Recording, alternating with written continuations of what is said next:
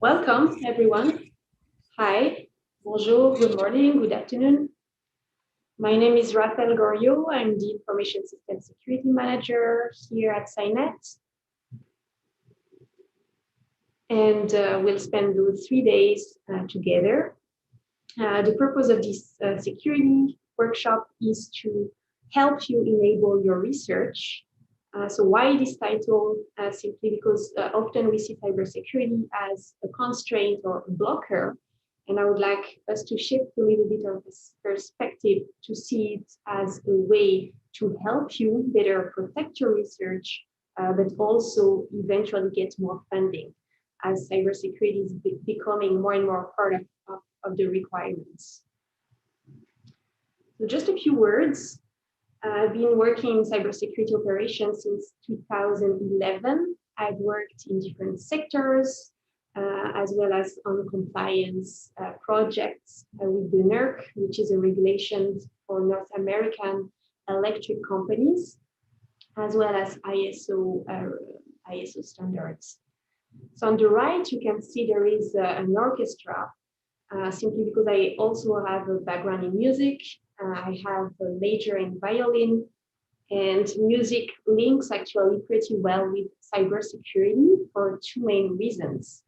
The first reason is simply because music is about a collaboration. So when you play in an orchestra, you need to listen to each other. Each musician, they have their own expertise.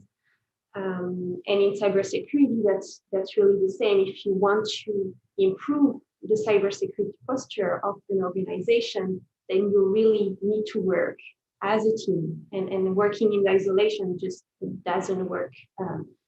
So that's one reason. And the second reason, is music is about structure. Whatever style of music you play, if it's classical or jazz or Indian music, you have rules. You move from one chord to another a certain way. You move from one key to another a certain way. So this is what we call a music theory. And how that relates to cybersecurity? Well, in cybersecurity, this is what we call cybersecurity framework.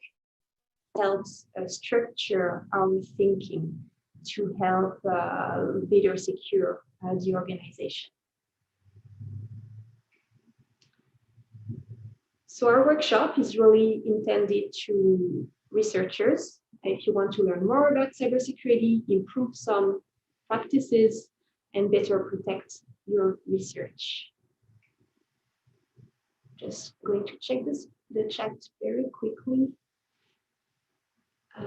Okay. Marcello, can you try switching off? Okay, so there is a problem with the noise, background noise.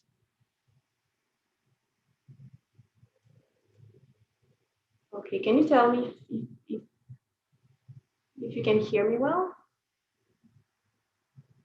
Yes, we can. Okay, is that better? A bit better. Okay. Let me see. I'm just going to be back. Let me see if I can do something else.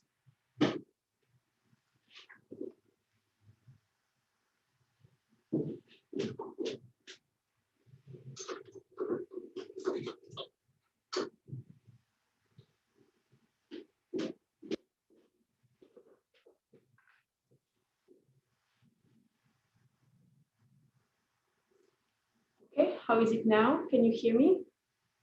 Okay, so I'll have a look on the chat if it's noisy. Okay. All right. So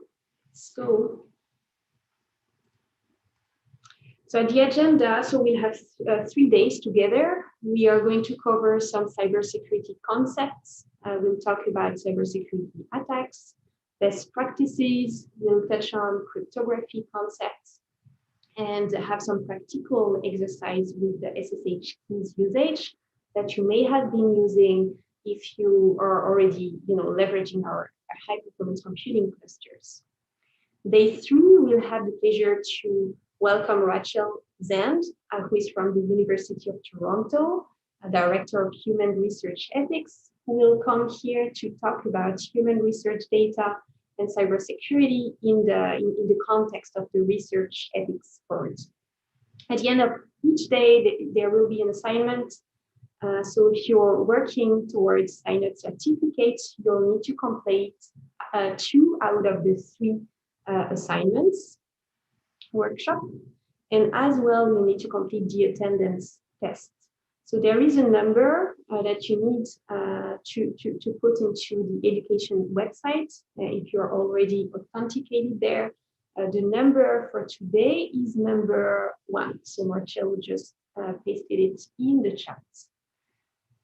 So just to show you, as for the assignment, if you go to the education website, you'll have a tab, assignment Dropbox. It's really there that you can upload your assignments. And assignment 1 is due by day 2 session, so before Wednesday, and assignment 2 and 3, you have a week to complete them. So now let's get started. So day 1, we are going to talk about some cybersecurity concepts, attacks, and we'll start talking about best practices. Some cybersecurity concepts. So here, when we talk about cybersecurity, if I ask you what is cybersecurity, what words or what sentences come to your mind? And this is a question for you. If you can, provide some input in the chat. What is it? What is it for you, cybersecurity? Just a guess. 1 word, 1 sentence that comes to your mind. Don't be shy. Protection from hackers. Yes, absolutely. Hacking. Okay, any other ideas? Removing vulnerabilities, secure connection. Yeah, absolutely. Control over your documents. Yes, encryption, cryptography. Yeah, so all those terms relate absolutely only allowing relevant people accessing your data, protect your data. Absolutely, data is in the end what you really truly want to protect. So those are all good definition in terms.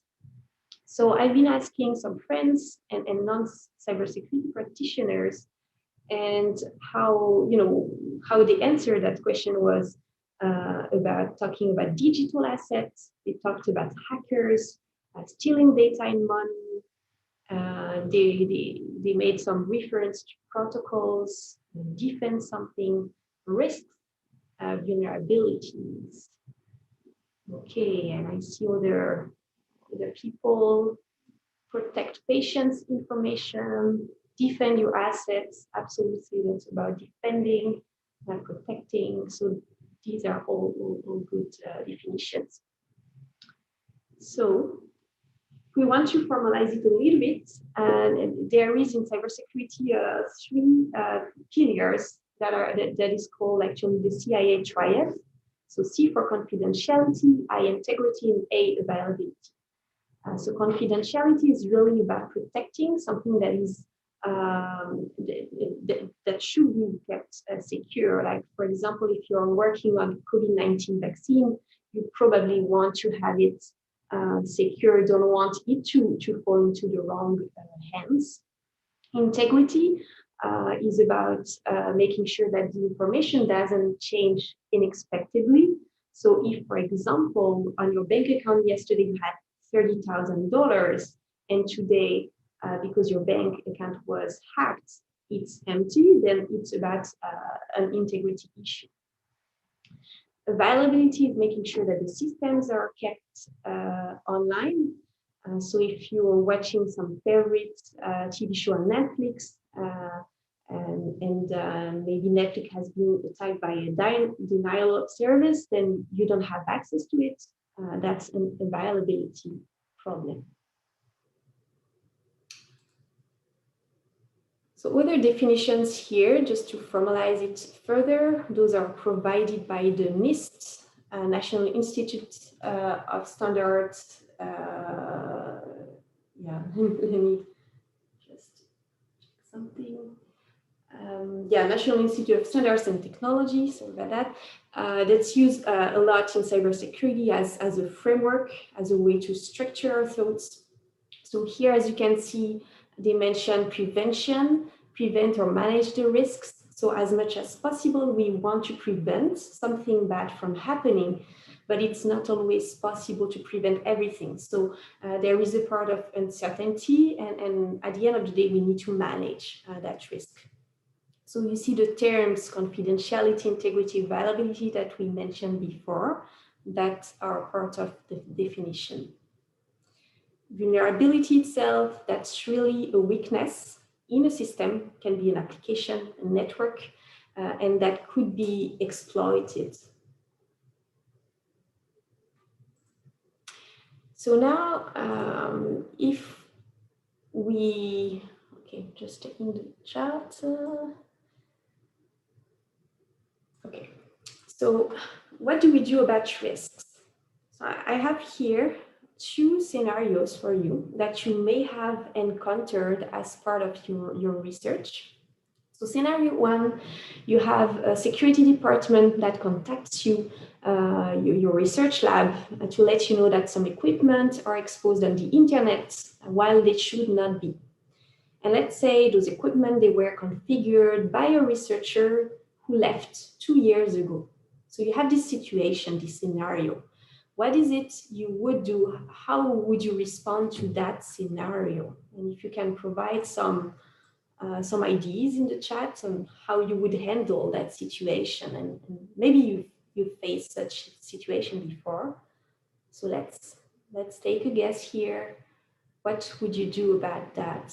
So you have one equipment, it's exposed on the internet, you get alerted by your security department that, you know, those are exposed and they should not be. So what is it you would do in that situation? I'll give you 1 minute to think about it. Okay, contact the researcher who left, absolutely, so to get a little more information on that device. Then we have only connect server to local network. Okay, so that could be removing that equipment from that is exposed on the internet and just putting it inside the network. Okay, disconnect it from internet immediately. Absolutely, that's another option. Hard disconnect, find someone who can correctly configure it securely, or the previous person and configure it correctly. Disconnecting. So we have absolutely different possibilities. So we'll get back to those options. Now we have, you can see scenario number 2. Let's say you have a Windows 2003 server in your lab environment, which contains some legacy application. It's used for an important project, but unfortunately you cannot upgrade the legacy application at this time. So it needs to sit on the Windows 2003 server. And why this is a problem is because Windows 2003 is not supported anymore. There are no security patches available. So it's becoming very, very vulnerable. So what is it you would do in that situation? And again, if we can provide some ideas in the chat. And that's a tricky one.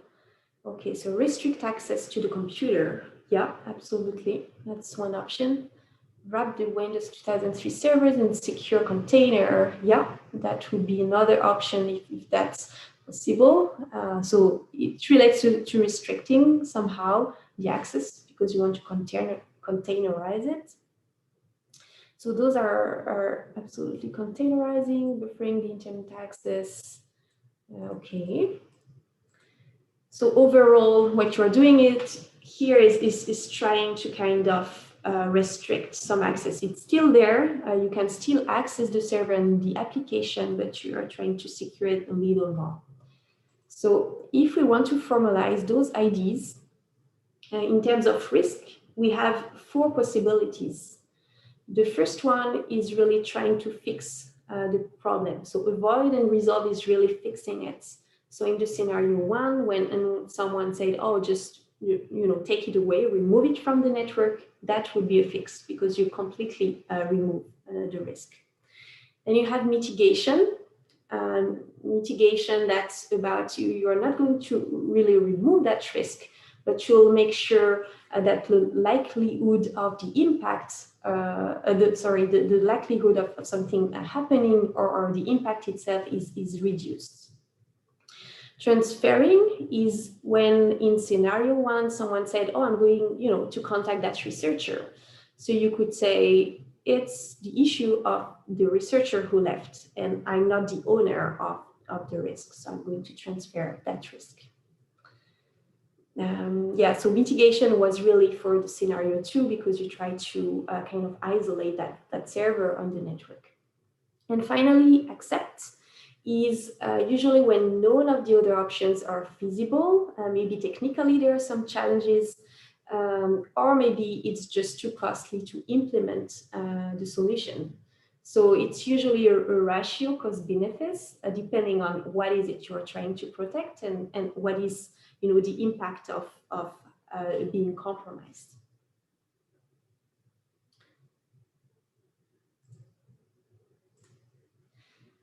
So just a quick note here, because often people see cybersecurity, we see it a lot in the news. So we think cybersecurity is only about responding to attacks. So I just wanted to highlight here that there are different domains, different areas of expertise. And it's a little bit if you are working in biology, for instance, or you are working in physics, you may have some areas of specialties and focus. So in cybersecurity, that's a little bit the same. Line 3, for example, if you look into it, security architecture and engineering, it's like if you have a house and your house has bad foundation, then you are going to keep fixing the issue over and over again, just because of the foundation and until you fix the foundation. So security architecture is really the same. If you want to have a really strong security posture, you need to have a good architecture. And if the architecture is bad, then it's kind of really can be very challenging to secure the environment. What I can mention, line 7, security operations. So that's what you are probably more familiar with.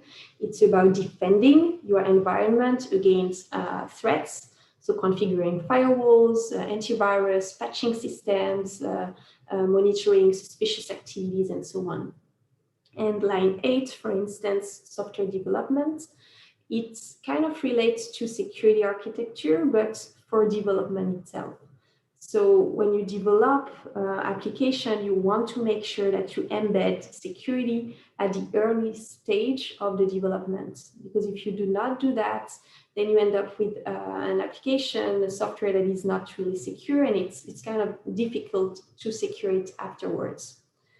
So it should be part of the development, each cycle of the development.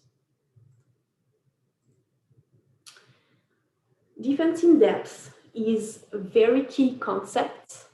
So let's say you have something very precious that you are trying to protect in a castle.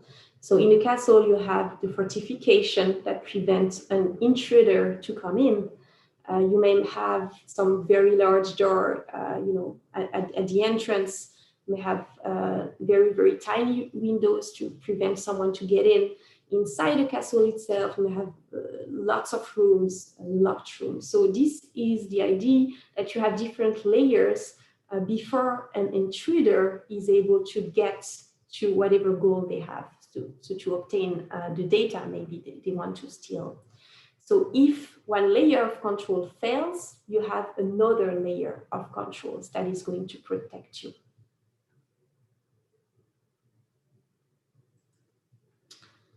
In other words, if we move away a little bit from the analogy, we have 3 main types of controls: physical, technical, and administrative.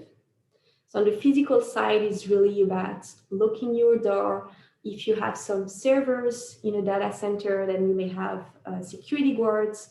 You may have some cage around the servers, video cameras, and so on.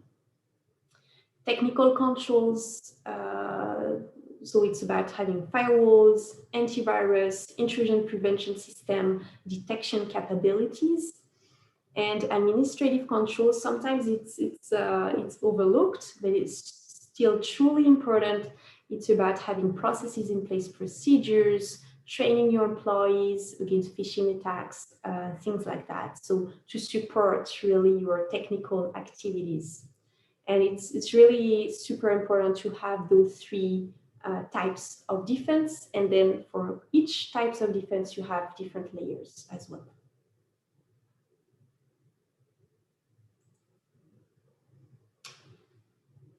Okay, now we are going to move to cybersecurity attacks. So I'm going to pause here and I'm going to ask you this question. Maybe, in your life, it happened to you that you had to face, to deal with some individual who was threatening, maybe physically, psychologically. And the question I'm going to ask you is, how could you have protected yourself against that individual, or how can you protect yourself against a threatening individual? And just try to think about it and try to provide some answer in the chat. What is it you would do to protect yourself against someone who is dangerous?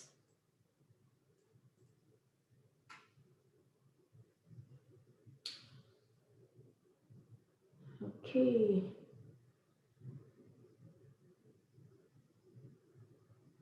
Be arrested. Okay, so Jeremy says, I'm constantly getting calls from the CRA saying that I will be arrested unless I press 1 and talk to a representative. Okay, so this is a context situation. Then we have a good backup policy.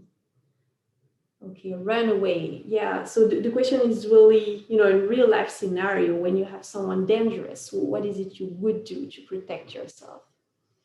And remove yourself from the environment and reverse attack. Okay, that's interesting. Look for available help nearby. Okay, so try to get some help, run away, reverse attack, so attack, the other person. Restraining order. Okay. Hide better, so you can hide yourself. Yeah, so those are all, great answer. And if you think a little bit about it, further, you'll realize probably what you need to do to protect yourself against someone who is dangerous is about knowing, okay, what is the mindset of this attacker? What do they want? How do they think? How do they operate?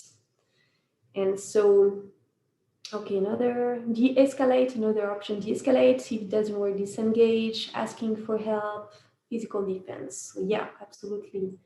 So all those, eventually it's about understanding who is the attacker, understanding the mindset and the modus operandi. So this is what we're going to do in this section, but from the cybersecurity perspective. So who are the attackers? So there are different threat actors, evidently, and they have different motives. So some of them, they just want to steal, money, to get money. So those are cyber criminal goals. But we also have some geopolitical motivation during COVID, especially when research has been targeted by nation states that wanted to get information on the vaccine that were under development. We could have ideological reasons. Sometimes it's just for fun that someone wants to hack systems. And you may be familiar with this hacker, Kevin Mitnick, who used to hack into telecommunication system just for fun, didn't make money out of it, but it was just, for the thrill of it.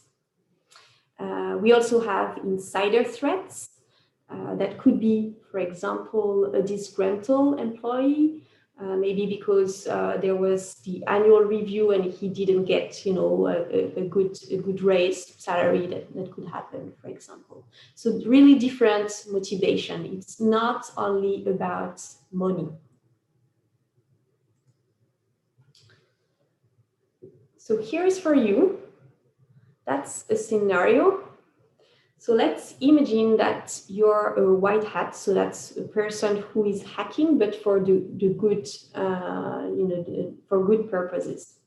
And you've been tasked to steal the list of personal information at a company X as part of a security mandate. So how is it you are going to achieve this goal? And what may be the steps for you to achieve that particular goal? And again, you can go in the chat and try to provide some ideas here.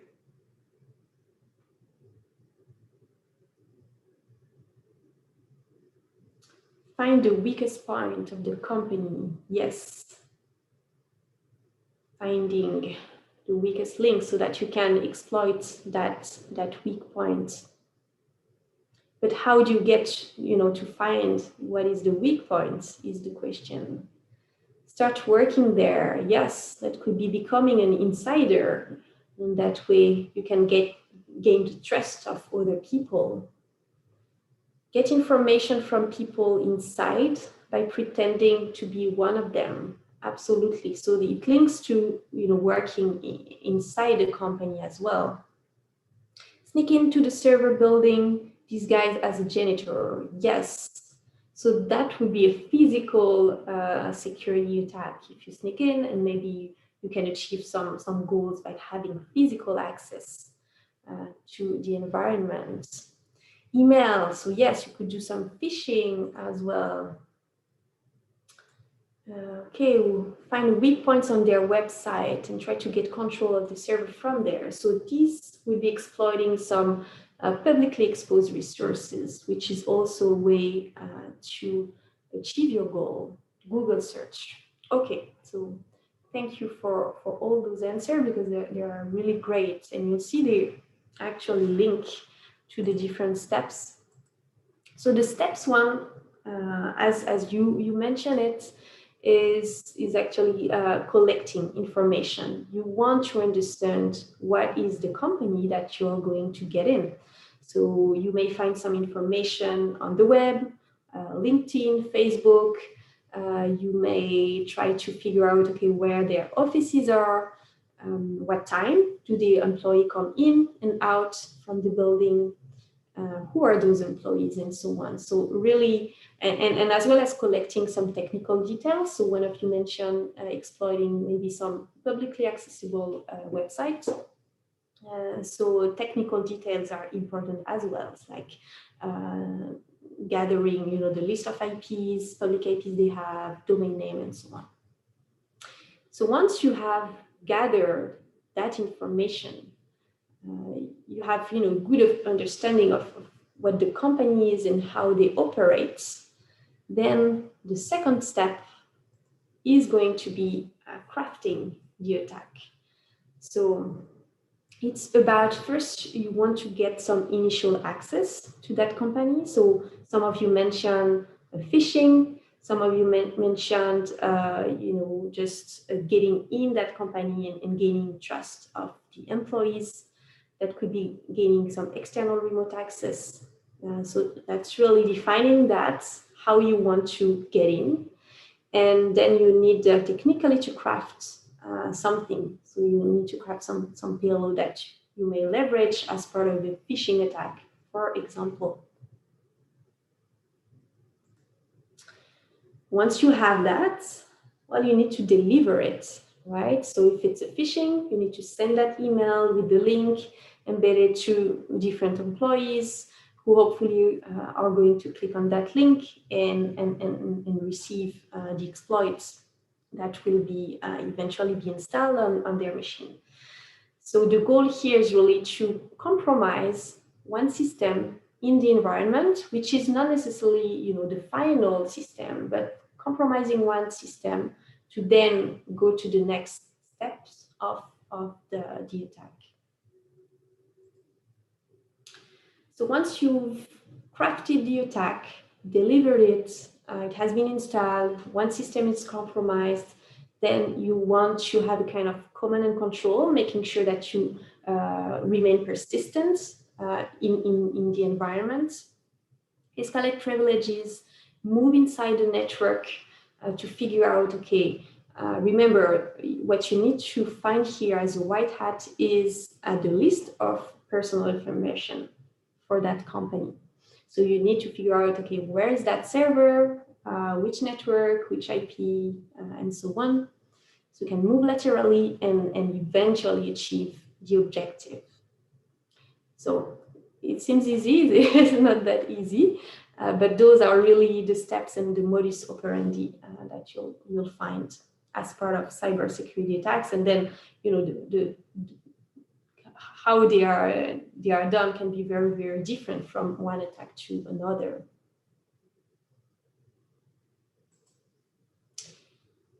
In other words, how we call that in cybersecurity is called the cyber kill chain. Those are steps, you know, to go from the reconnaissance where you gather information up to the actions on objectives. So those are the different steps. Reconnaissance, gathering information. Weaponization is really crafting, you know, your attack. Delivery, exploitation, installation is about compromising one system, and then you want persistency with the command and control, and eventually, you know, attain your objectives.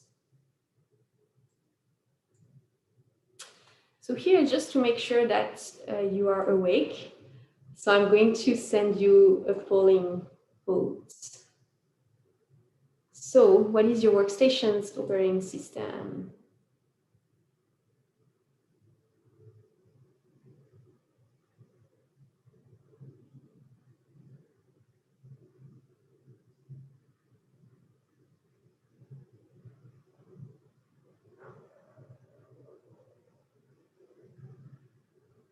Okay.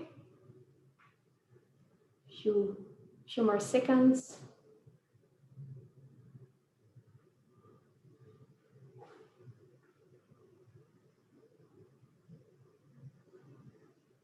Okay, so I'm going to end the poll and share with you the results. That's interesting because I was told usually there are, you know, majority of Windows, but today we have equivalent Windows versus Linux and a little less of Mac OS. So I hope you can see those results that should be displayed on your screen. Okay, great. Thank you, Milena.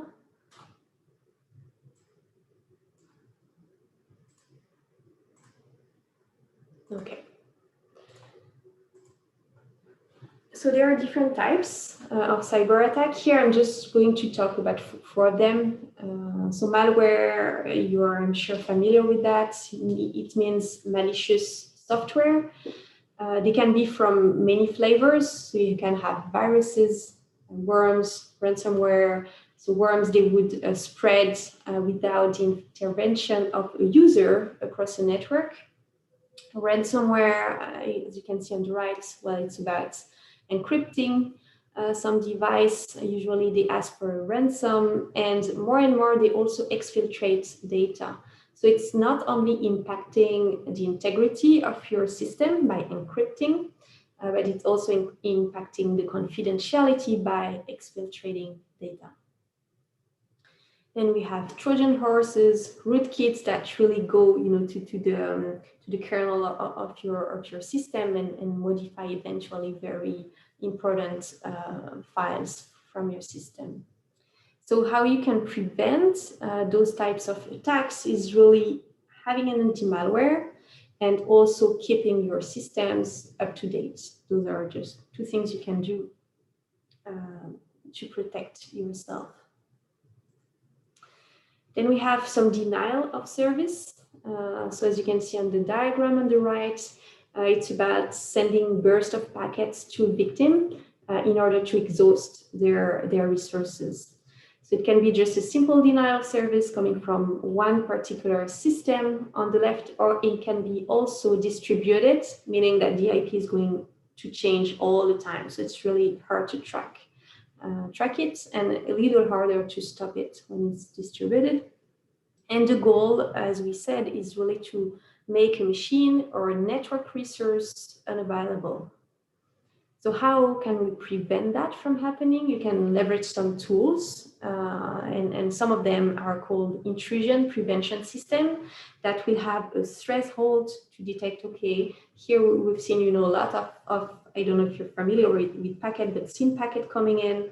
It's unusual, so I'm going to block the connection. So that's a way, a technical way to block those attacks. Then we have man in the middle. So you have a client on the left, and you are trying to access a website. And in the middle of the communication, someone is able to eavesdrop the communication. So it could be either at the network level, because maybe you are accessing my website, which is unencrypted, so via HTTP website. And so you are able to access it in clear text. Or maybe also someone is wiretapping on the network, had access to some telecommunication equipment, and just is able to, look at the packet that are flowing back and forth. So how to prevent it? Encryption definitely is going to be helpful. So instead of accessing HTTP site, you will access HTTPS, meaning it's encrypted. Phishing, I'm sure you're familiar with it. What it does is really about playing on the emotions of individuals. When you receive an email, that email may have a malicious link in there or attachment. Because you are in a hurry, you don't realize that this is a fake email, and you would just click on the link or open the attachment. There has been, during the pandemic, a real increase, specifically in 2020, because of those companies trying, those nation states or cyber criminals trying to exploit the COVID-19 situation and crafting some malicious email with COVID-19 in the title and tricking user into clicking on some malicious link. So prevention, one way is users training awareness. As well, patching your system is definitely key, and having some anti-malware is helpful, but users training is also very effective. So if we look at one that was available from the University of Toronto website, here you can see in the in the origin of the email, you see really strange email address, right? You see gmail.com, but you also see jane.du.utoronto.ca. So just that in itself is really not usual. And for that one, if you don't have a car, that should definitely seem suspicious to get a parking violation notice. But also you can look at the origin once again, and you can look, if you put your mouse on the link, you should see a link that is just unusual.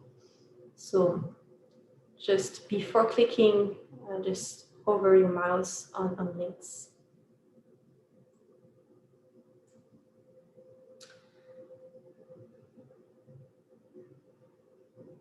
Okay, so now we are going to talk about some best practices. So there are many things we can do as end user, but I would say the first thing that we should all be doing is definitely patching. So I'm going to ask you, how often do you patch? So patching means updating, your workstation. So how often do you do that? And let's go.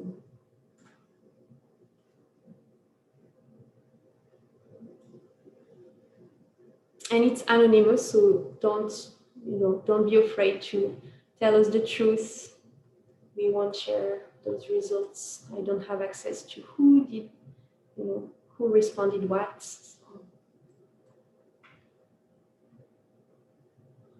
Okay, so how often? So is that as soon as a new patch is released? Is that once a month, once in a while, never? You may have, some automated way to do it. Maybe you just don't bother, you just, tell your system to install automatically those updates. And maybe you want to do it manually for whatever reason, it depends. Okay. Okay. So 45% as soon as a new patch is released, 30% once in a while, so it's pretty high. And then once a month, and 6% never patch their system. So that would be interesting to know, if those are Linux or Windows or Mac OS. But in any case, interesting here. So why is that important to patch? And really, here I'm going to insist that that's the first best practice that we should all be doing. So do I really need to patch to update? I've heard sometimes people say, oh, but I'm using multi-factor authentication, or I'm using a VPN, or I'm very, very careful, only browsing on websites. I know. So day 2 will touch on those terms, multi-factor authentication, VPN. If you are not familiar with them, don't worry, we are going to explore them into more detail, but I just wanted to make sure that we all understand that there is no reason why we could not patch. We all should be patching, even if we're using a VPN, even if we have multi-factor authentication. Okay, and I'm just going to pause. I see some questions in the chat. Okay. So once I am on Linux, so I only update when the system tells me, but sometimes I avoid it so it doesn't break my libraries and other dependencies. But yeah, absolutely. It requires some work and sometimes it breaks things. So we need to be careful before patching. But yeah, it's still necessary. Then we see a fun activity for Linux workstation is to do sudo apt update.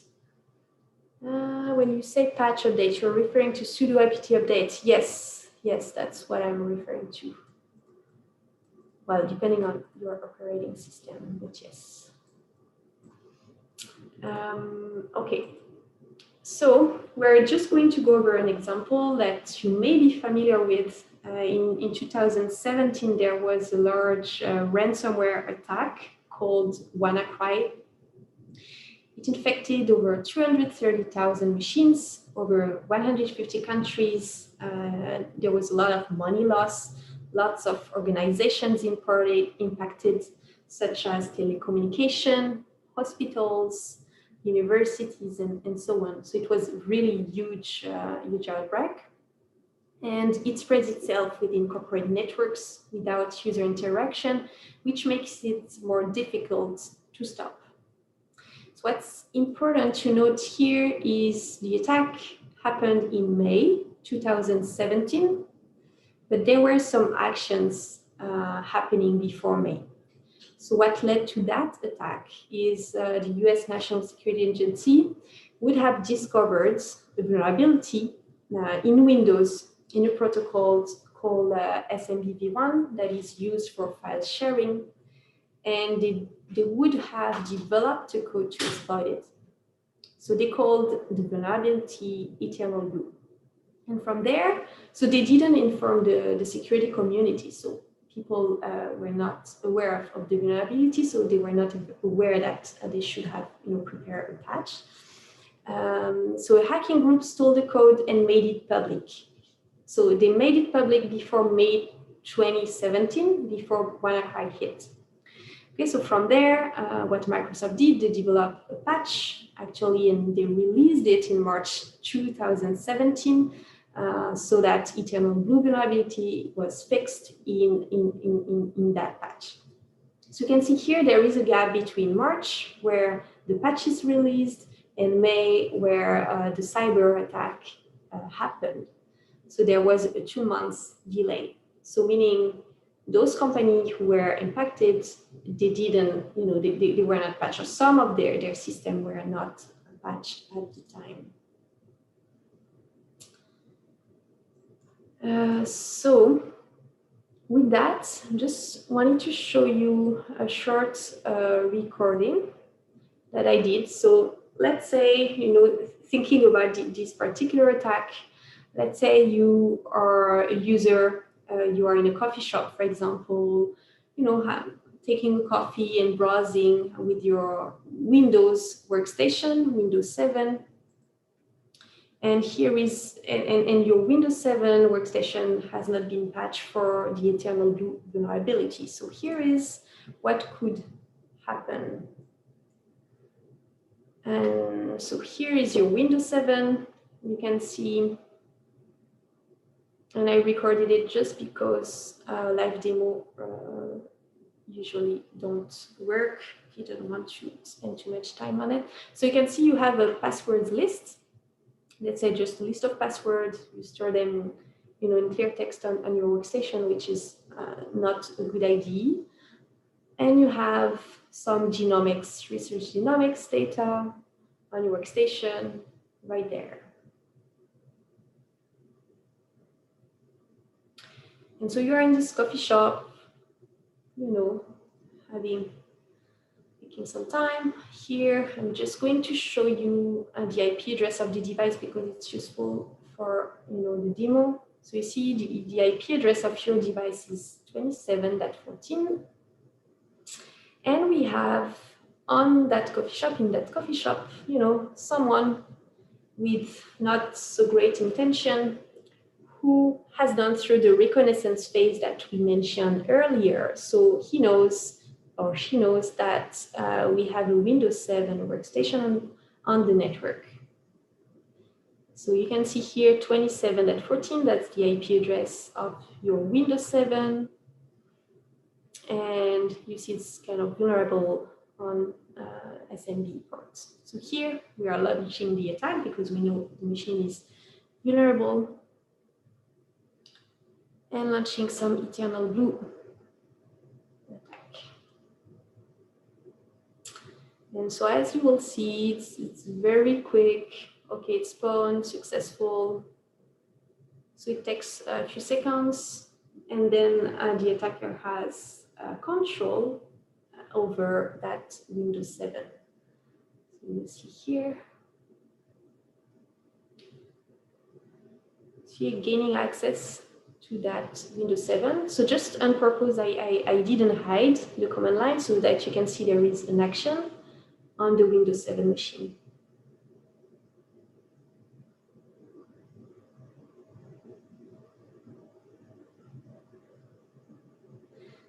Okay, so from there, you can see have access to the user's desktop. So the person is creating, for example, a file, so you can see we have interaction with the system. You can see here, have access to passwords list.txt, to the research genomic.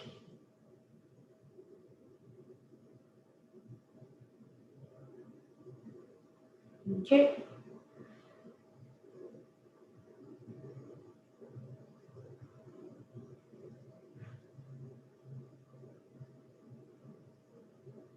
Okay, so here I quit the command. So, and if I refresh, now we see, the file that was created by the attacker. Okay. And from there, really, we can do pretty much anything on the system. Lots of things. So, just for the purpose of the demo, we are going to grab the files, the password file and the research genomic file.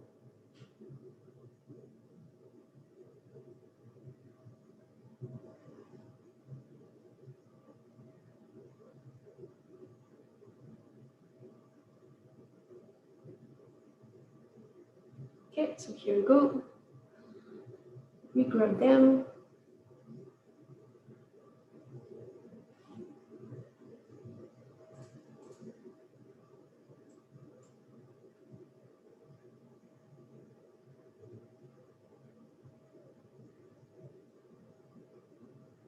Okay, so there is a question while I actually knew that video from Amit. So if you have some information like passwords in a text file, how do you keep those safe? Do you save them in an encrypted format using some Python tools? So this question, Amit, we're going to address it actually in day 2. So yes, there are ways that you can better secure your passwords. So we'll explore that on Wednesday.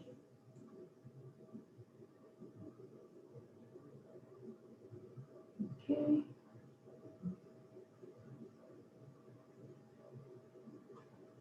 And, okay, so wondering if I don't have an issue with my video. What's going on?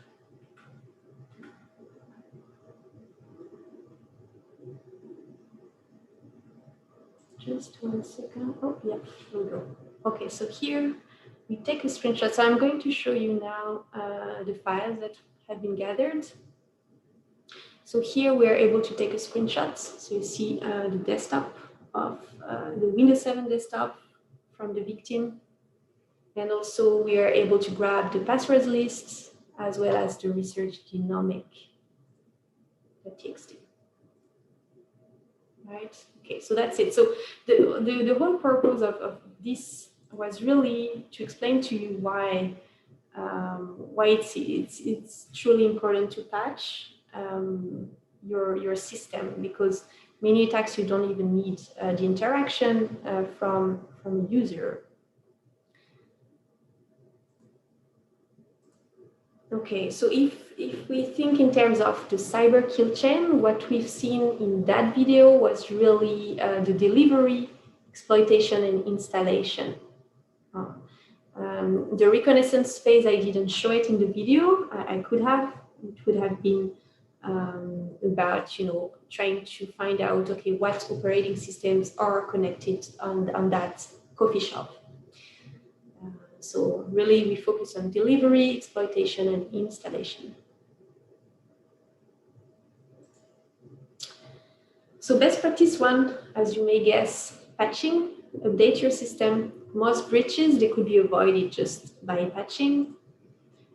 So no matter what your operating system is, if you're using Windows, you should be on Windows 10, 20, H2. If you're using macOS, you're probably on Big Sur, Ubuntu, and so on.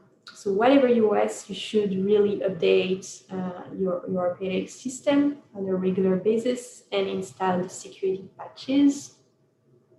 But also at the application layer, if you do not use an application, you really should uninstall it.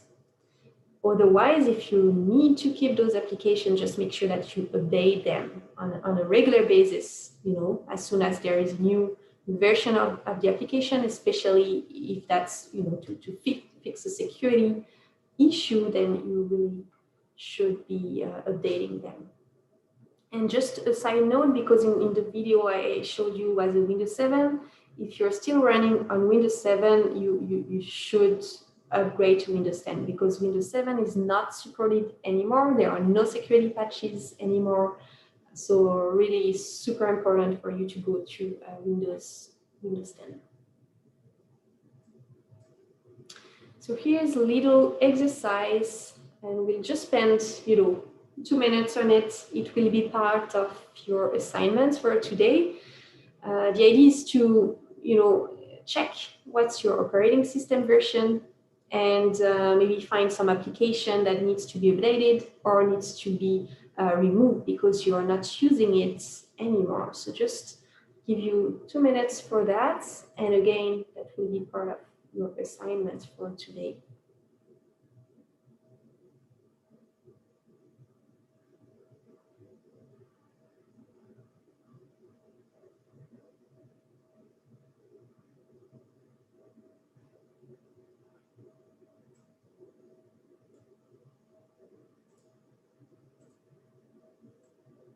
I'm just going in the meantime to answer Amit's question.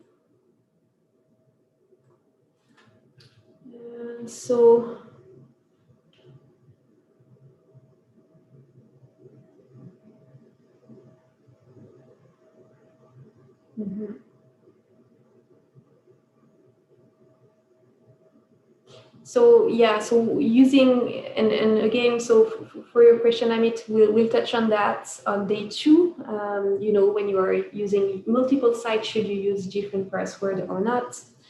So in your case, you're saying that you sometimes use for jobs, for example, job application, you use the same password. Yes, still there. It's not a good idea. Why? Because you may have that you may be storing some personal information on that particular site, especially when it's for a job application. So you have your name, your last name, sometimes your date of birth, your address, and so on. So definitely not a good idea. But we'll touch base on that on day 2. Do you need to write anything for the portal to say it's complete? Is that, Sam, is that for, okay, I see Marcello responded. Okay, so that's good. So we'll move on with that. So this will be part of the assignment 1. Anonymous survey. Now, best practice number 2. Do you use an anti-malware on your workstation?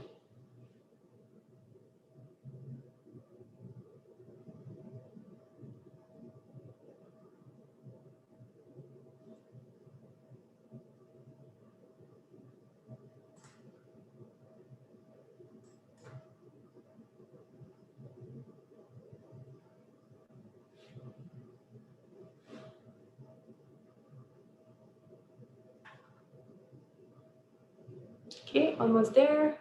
Just a few people didn't respond yet.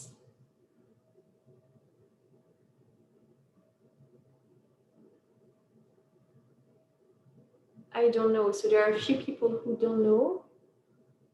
Okay.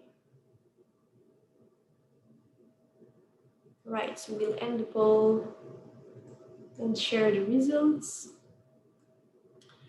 So 52% using it. The rest, either they don't know or they do not use any anti-malware.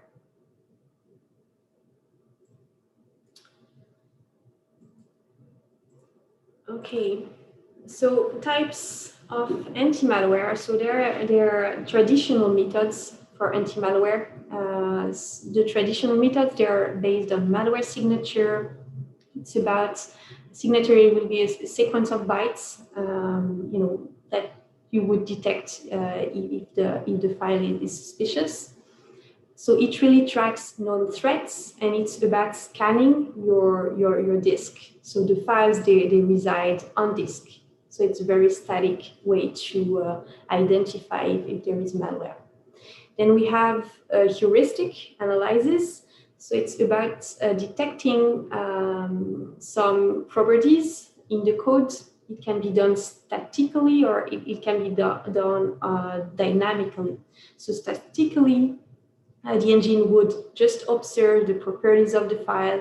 It may observe the entropy of the file, for instance. So entropy is the randomness in the file. Because when you have malware, sometimes the code is obfuscated. And so when it's obfuscated, the entropy is very, very high. So that's a way to flag some malicious file. Statically, and dynamically, you would run the code in some sandbox to see how it behaves. So for example, if you detect that some registry keys are modified weird ways, or the code, it's creating some files or deleting some file where it should not be, then it's probably suspicious. So dynamic, you just run that and see how it behaves. So it's really in a sandbox. And then we have modern methods, behavior analysis, which includes machine learnings, and which is done to detect more sophisticated attacks. Usually unknown threats would be detected that way. and what we call fileless attacks. So those would be, non-malware attack. On the left, you really need to have something that resides on your disk, but there are more and more attacks, for example, that would be run into memory.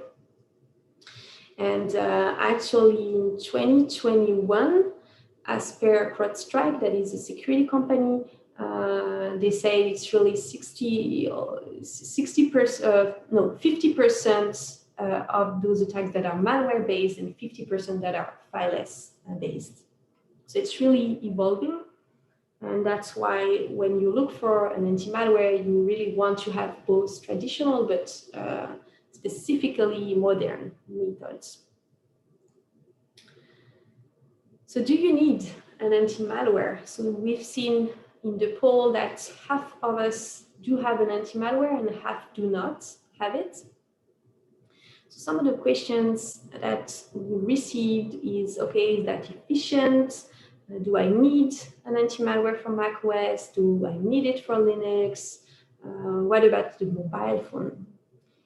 So on Windows, I don't think I need to convince you. I think everybody has one, should have one, at least the default one from Microsoft.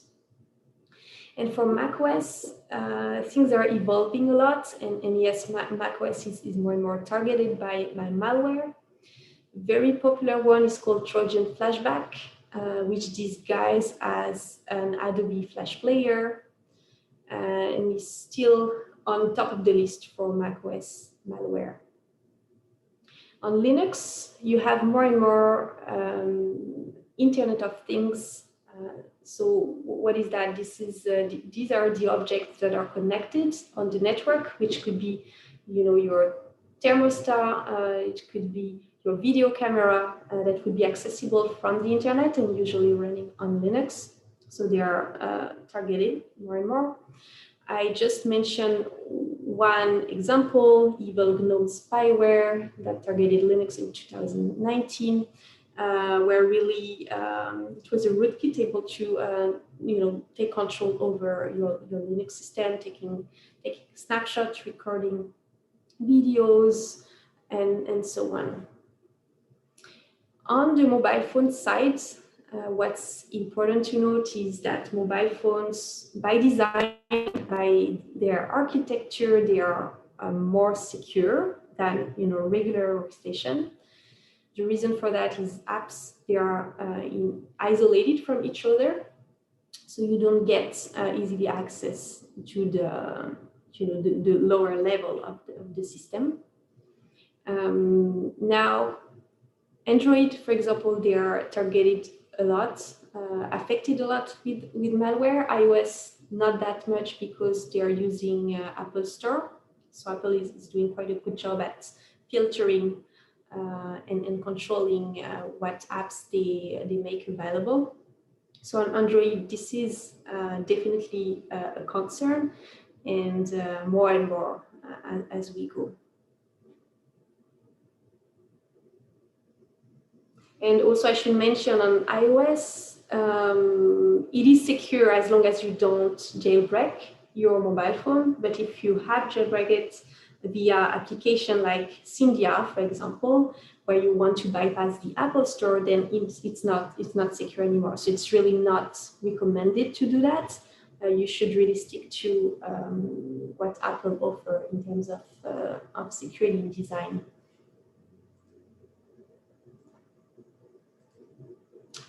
So here is the evolution, in 10 years. So this represents the development of new malware. So that's really coming new every year. And then here we were mentioning macOS. In 2020, there has been a very huge increase of development of macOS malware, as you can see here. And on the right, those are some numbers for Internet of Things and Linux, as we mentioned before. So really, the idea here is yes, you should definitely have an anti-malware. It's recommended, even if you're using macOS and Linux, it's more and more targeted, but you should make sure that you use not only traditional methods, but also those modern methods with machine learning, for instance.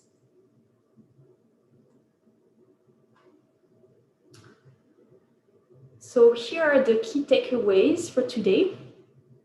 So today we talked about some cybersecurity concepts with the CIA triad: confidentiality, integrity, availability. We talked about defense in depth, meaning that if you have one control that fails, then you are protected by another controls. So you cannot rely just on one control. You cannot rely on just patching your system. You'll need to have, an anti-malware and other controls in place that will touch on day 2. Cyber kill chain, we mentioned it. What is the modus operandi of hackers to attain their objectives? And the last one, if you really need to remember, just one thing from this session would be, please keep your systems up to date. So at the operating system layer, but also at the application layer. So here is the assignment for day 1. First question will be, what did you learn? Just name 1 or 2 items, and really take the time to do so that the information can stick in your mind. Then day 2, find one vulnerability in your workstation and remediate it. So either it could be at the operating system level, could be at the application layer, either update or just remove the application if you don't need it anymore. Because day 2, we are going to work on SSH keys. So you'll need to install a shell terminal with an SSH client in your computer. So if you're using Windows, just go and install Mobaxterm. And if you have Linux or macOS, just make sure that you can find the terminal. So as we mentioned before, on the education website, you have a section called Assignment Dropbox. You can just go there and upload your file with the reports. So for question 2 and 3, just explain what you've been doing. And with that, I'm just going to check some of the questions in the chat.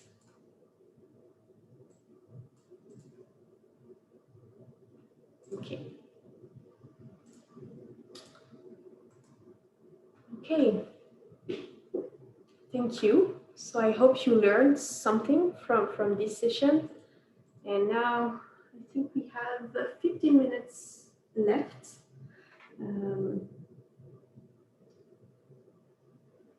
So if you have some questions, don't hesitate, that's the moment to do so.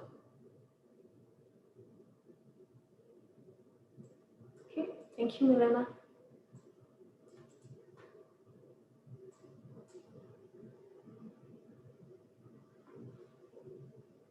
So I'll stay around if there are. Okay, recommendation for anti-malware on macOS. So first of all, if you have the latest version of Mac, you should have an anti-malware embedded there. But in addition to that, yes, it's good to have some extra malware, an anti-malware, sorry. So the answer is, it depends on your needs. It depends if that's for business purposes or personal. If that's for personal purposes, you may look at Bitdefender and ESET, for instance. If that's for business purposes, if you have a good budget, then you could look at more modern engines like Sentinel, CrowdStrike would be good options for that. Okay, can you specify if malware and virus are related? So they are related. Okay, let me maybe go back to explain that, to answer that question. Yes, they do. So a virus is a type of malware. That's why, usually companies, they say antivirus, but because I wanted to be more precise, the good term would be anti-malware, because anti-malware, they encompass all types, of malicious software. So viruses, a virus is a type of malware. But company, when you see, okay, we are selling antivirus, what they mean is they are selling anti-malware. So that's the same thing, but just more accurate to say malware. Okay, another question. I use WinSCP to connect to SciNet for file transfer. I simply download its binary from its official site and install it. How do I know whether I can trust WinSCP? Well, you will know if you download it from its official site. So official site, let me see. When you download it from the official site, I don't know what's the certificate. That's also something that we are going, checking and validate the authenticity of a site. That's something that we'll explore on day 2. But let me see. I can check. But the idea, yes, as long as you download it from the official site, then you're good, right?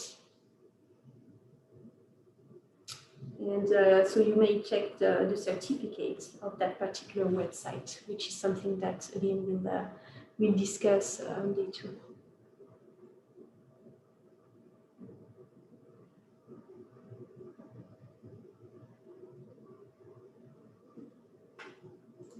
Okay.